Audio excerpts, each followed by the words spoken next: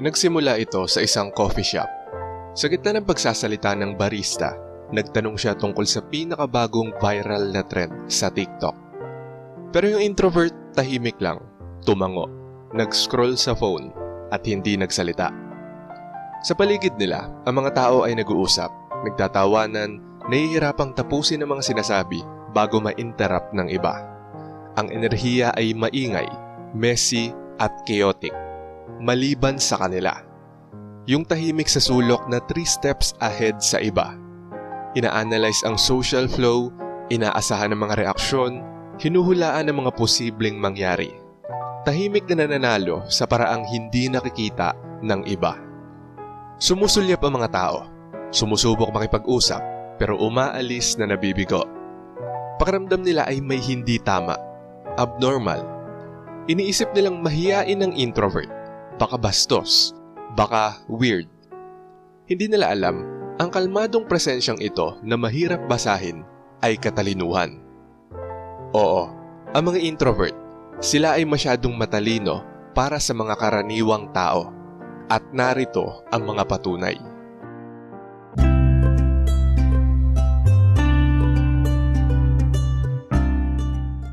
Number 1. Naririnig nila lahat at pinifilter kung ano ang mahalaga. Habang ang iba ay nagkakagulo sa mga Facebook dramas o nagdedebate tungkol sa mga pinakabagong iskandalo ng isang celebrity, nakikinig lang ang mga introvert. Hindi lang sa mga salita, sa lahat, pati tono, pag-aatubili, kilos, at pati na subtext. Napapansin nila ang mga kontradiksyon, mga nakatagong motibo, at emotional weaknesses na hindi nakikita ng iba. Nami-misunderstood ng mga tao ang kanilang katahimikan bilang kawalan ng alam. Pero ang katotohanan ay kinokolekta nila ang mga impormasyon na parang isang chess master na tinatandaan ang bawat piraso sa board. At narito ang nakakatuwang bahagi. Kapag dumating ang tamang sandali, maglalabas ang introvert ng isang banayad na komentaryo. Isang linya lang, at nailalantad nito ang kalokohan na ipapakita ang kontradiksyon o perpektong nare-reframe ang isang magulong sitwasyon. Ang reaksyon, yung awkward na katahimikan, yung pag-atras at paghingi ng paumanhin, yung biglaang awareness, panalo. Pero hindi na nanatili sa tagumpay ang mga introvert. Nagmo-move on agad sila. Inaabangan na ang susunod na ripple effect. At ang ripple effect na yon ang nagbubukas ng isang kakaibang kapangyarihan na nangyayari kapag sila ay simpleng nag-e-exist lang sa isang silid. Number 2, hindi sila humahabol ng atensyon. Ang atensyon ang humahabol sa kanila. Napansin mo na ba ang dynamic sa isang crowded na lugar? Marami ang nagpapasikat, tumataas ang boses at sinusubukang mangibabaw. Samantalang ang isang introvert ay nakaupo lang ng kalmado, nakatiklop ang mga kamay, nagkukunwaring walang pakialam. Ang silid ay nag-a-adjust sa kanila. Biglang hinahanap ng mga tao ang kanilang opinyon. Ramdam nila ang hatak ng presensya ng introvert kahit hindi nila alam kung bakit. Ang pag-aproba ay hindi hinihingi, kusa itong ibinibigay. Ito ay banayad na pagbabago sa social energy. Ang iba ay nagkakagulo para sa dominasyon, humahabol ng pagkilala at palaging nabibigo. Ang introvert, nag-e-exist lang sila, pero ang silid ay nagre-reorganize sa tahimik na gravity ng introvert. Ngunit hindi doon nagtatapos ang gravity. Minsan hindi pa sila nagsasalita pero naiimpluwensyahan na nila ang lahat. Dito nagiging lihim na sandata ang kanilang boredom. Number 3, ginagawang sandata ang boredom. Katahimikan, pause, blankong titig. Karamihan nagpapanik agad, kumikilos ng pabigla-bigla, nagsasalita ng sobra, pinapahiya ang sarili sa dami ng nasasabi. Hindi ang mga introvert. Umuunlad sila sa mga paghinto. Yung maliit na puwang sa usapan, hinahayaan nilang humaba yon. Mas matagal, mas awkward para sa iba. Mas nagkakagulo ang mga tao sa paghahanap ng salita, paliwanag o pagkilala. Bawat pag-aatubili, bawat nerbiyos na tawa, bawat sobrang pagpapaliwanag ay gasolina para sa kanila. Hindi man gumalaw ang introvert, ang silid ay sumusunod sa ritmo ng kanilang katahimikan. Hindi ito bastos. Kapangyarihan ito na nakatago sa anyo ng pagiging walang pakialam. Ang bored energy na yon ay naglalabas ng lihim na mastery. Isang presensya na sobrang kalmado na pinipilit ang iba na magsalita ng sobra, magkamali o ilantad ang mga tinatago nila. Hindi kailangan ng mga introvert magsalita para mangibabaw. Hinahayaan nilang ang social rhythm ay natural na bumagay sa kanila. At lumalampas pa ito sa mga social settings. Habang ang iba ay nagpapanik, ang isip ng isang introvert ay nagtatala. Bawat kilos, bawat sablay na salita, bawat bakas ng damdamin ay tinatandaan. Hindi lang nila nasusurvive ang awkwardness. Ginagawa pa nila itong bala. At ang mga bala na yon ay lalabas lang sa tamang sandali. At dito pumapasok ang susunod na katangian. Ang memorya na parang sandata, hindi lang isang simpleng kasanayan. Number 4, natatandaan nila lahat kahit ang mga nakalimutan mo na. Nabanggit mo lang ang isang bagay ng kaswal, 6 na buwan na ang nakalipas. Sa isang usapan na noon pa man ay nakalimutan na ng lahat. Pero naalala ito ng introvert. Bawat maliit na detalye, bawat saglit na komento, bawat nuance na halos hindi mo man lang pinagtuunan ng pansin, lahat ay maingat nilang naitala. Yung random na papuri na ibinigay mo minsan, yung munting komento na akala mo hindi mahalaga, pati na yung maliit na inconsistency sa kwento mo. Wala ni isa ang nakakalusot sa kanilang tahimik na atensyon. Karamihan sa mga tao ay nakakalimot ng mga detalye. Karamihan ay nagmo-move on agad. Hindi ang mga introvert. Sila ay gumagawa ng eksaktong mental map ng bawat tao sa paligid nila. Kung sino ang mga predictable, yung mga magulo, yung mga mapagkakatiwalaan, at yung mga bulag sa katotohanan. Bawat interaksyon, bawat salita, bawat kilos ay iniimbak, ini-index at handang ilabas sa tamang panahon. Kahit ilang buwan na ang lumipas, sa isang sandaling tila kaswal o aksidente lamang, babanggitin nila ito.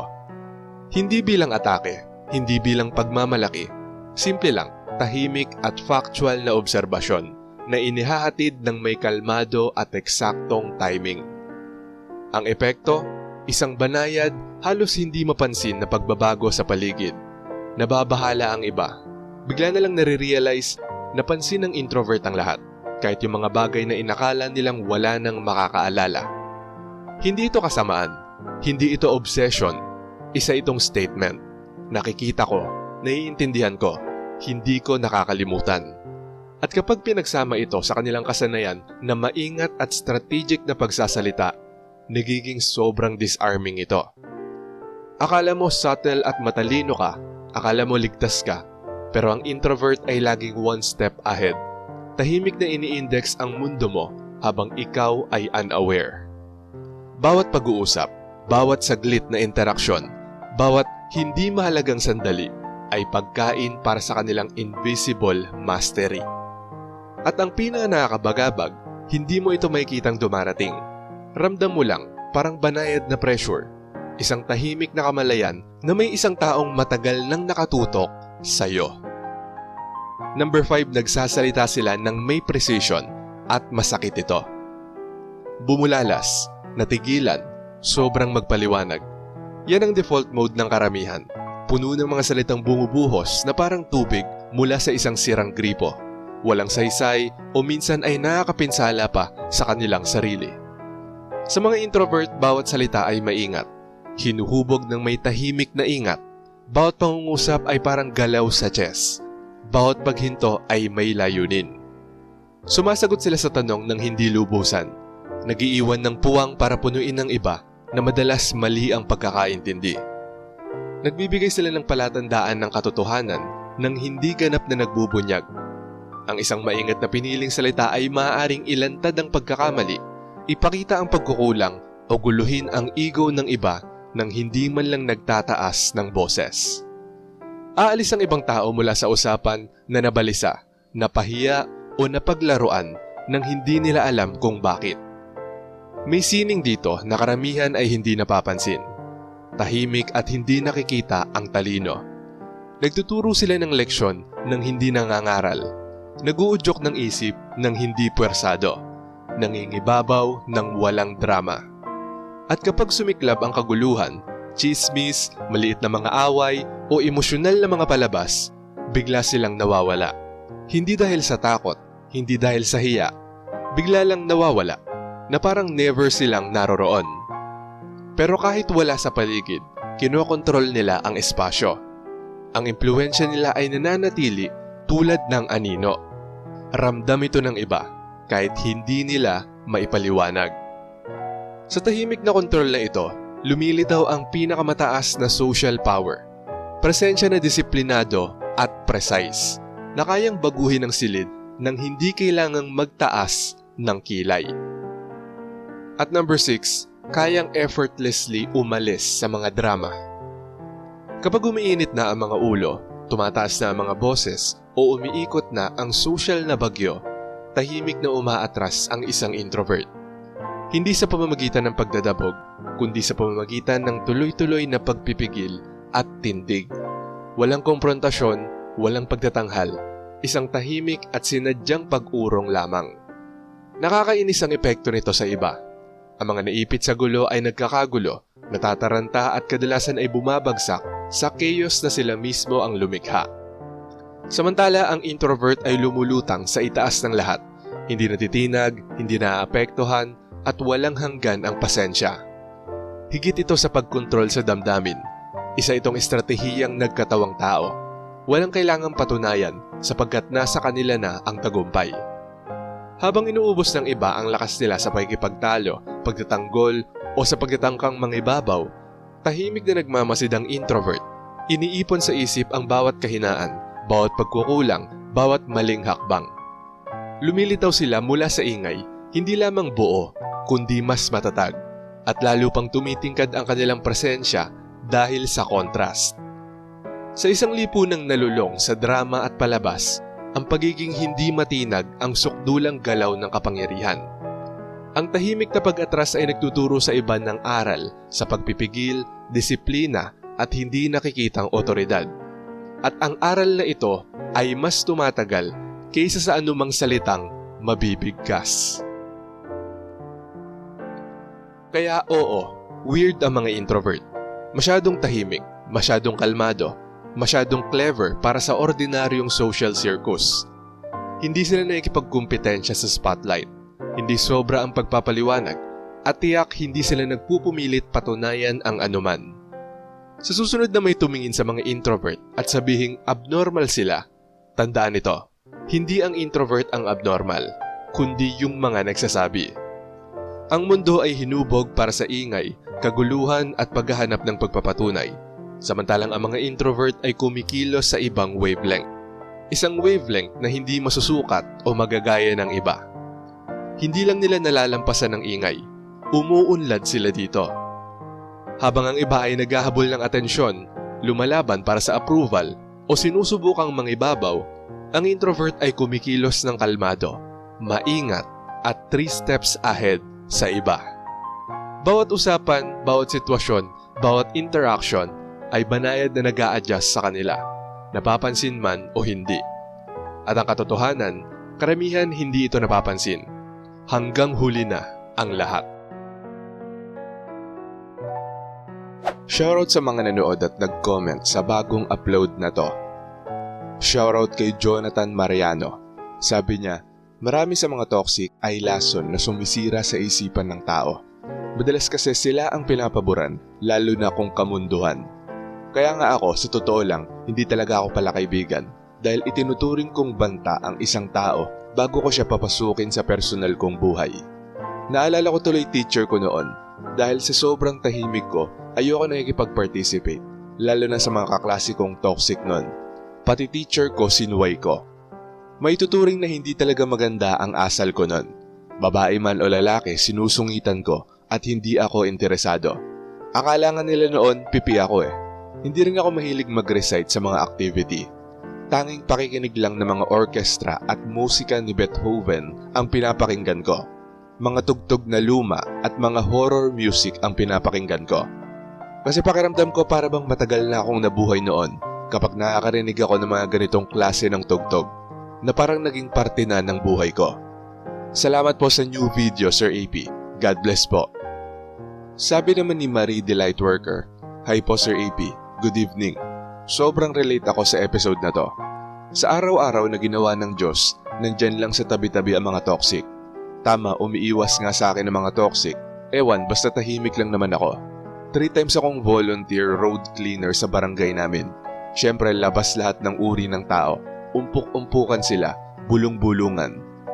Kung sino pa mga tamad at late magsidating, yun ang mga reklamador. Basta ako tapos ng 2 oras, mag-disappear na ako. Wala silang masabi. Salamat po sa pagbabahagi ng magagandang content nyo, Sir AP. More power and God bless.